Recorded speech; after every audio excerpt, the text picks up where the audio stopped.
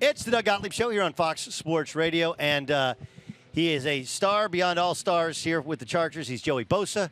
He joins us live at training camp here for the Chargers in Costa Mesa, California. How are you? I'm good. Yeah? Good, yeah. Going well so far. Big week this week with the Saints coming, so. Do you like that? Do you like the dual practices? Yeah. It's good to get a different look. You know, you kind of get tired of going against your same guys every day, so it's good to kind of check where you're at with your technique and how everything's going. What about how much work do you need to get ready for the season, right? Because it's really like your own individual plan, and the coaches kind of try and do their own thing. For you, how much work do you need? I think it's different every year.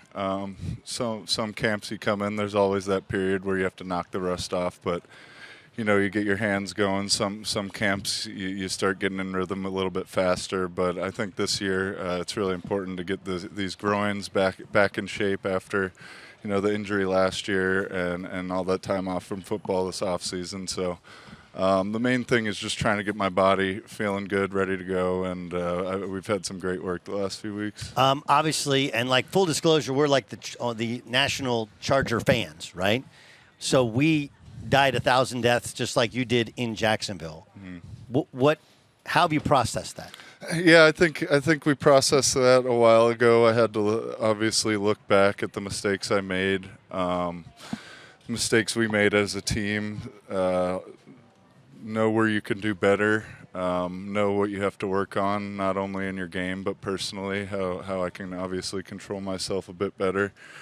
A lot better. There's a lot of emotions flying in that game. There's no excuse for acting the way I did, but I think it's old news at this point. Yeah. We've kind of all moved on. It's not something that we're still actively worrying about. It probably is in the back of all of our minds, and once hopefully we get closer to that time of the year again with playoffs, that might start bubbling up again, but for now we're focused on this year. We're trying to just take it one day at a time and just keep getting better. You mentioned your body. The whole thing with you is health, right? The whole thing. When you're healthy, you're a star. Obviously, when you can't be there, you can't be a star. Mm-hmm. How do you manage that? How do you try and adjust year to year for what your body needs to prepare for those 17 weeks?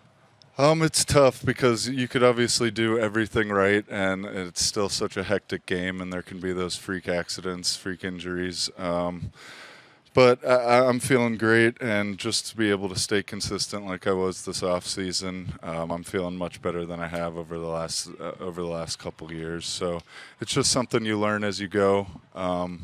A lot of recovery. I definitely spend a lot more time after practice in the facility than I used to, whether it's tubs and massage and all the active recovery stuff. But it's something you learn as you go. I mean, I've had some great vets that give me their wisdom and stuff, but it's a process, and everybody's body's different, so you just have to really learn to know yourself. Okay, this new defensive coordinator, was here obviously last year. How's it going to look different to those of us who are laymen? Like we can't go, oh, well, the stunts are different. Like, yeah. How's it look different to us? I think DA's doing a great job just with the energy in the meeting room. He's keeping everybody accountable. He's sending each position group text, staying on top of us, whether it was during the off season or now on the off days or whatever. So I mean, it's the same things, a lot of the same plays, but I think it's just going to be sharper. We have EK in there kind of running the defense, which is incredibly valuable, having a vet like that. So I just think it's going to be more of the same, but honed down, obviously. Big emphasis on the run game on both sides of the ball. So, I mean, there's adjustments here and there, but I think as we just get more comfortable in the system, we're just going to be able to play faster, not think as much, and just go out there and execute. What is it like to not just beat a left tackle, but then to bring down a quarter? Like one of those, I remember, I'm trying to think which year it was coming back from injury. It might have been last year, right, when it's like your first game back and you got a sack, and it was like an explosion of emotion from you, right? What's that feeling like? Yeah, I mean, it's incredibly emotional. kind of, I mean, especially when you have a move in mind or an idea in mind and you go out there and on that play you execute it, or you're talking about it on the sideline and you go out that next series and execute it. I think what pushes all of us as pass rushers, as outside linebackers and defensive ends to, get that rush. There's really not many things like that that I've ever experienced. Unfortunately, as I get more and more into my career, it takes a little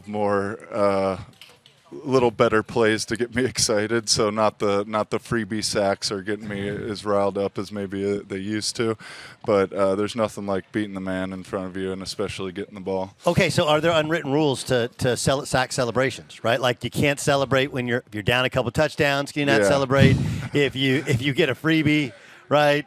The guy falls down.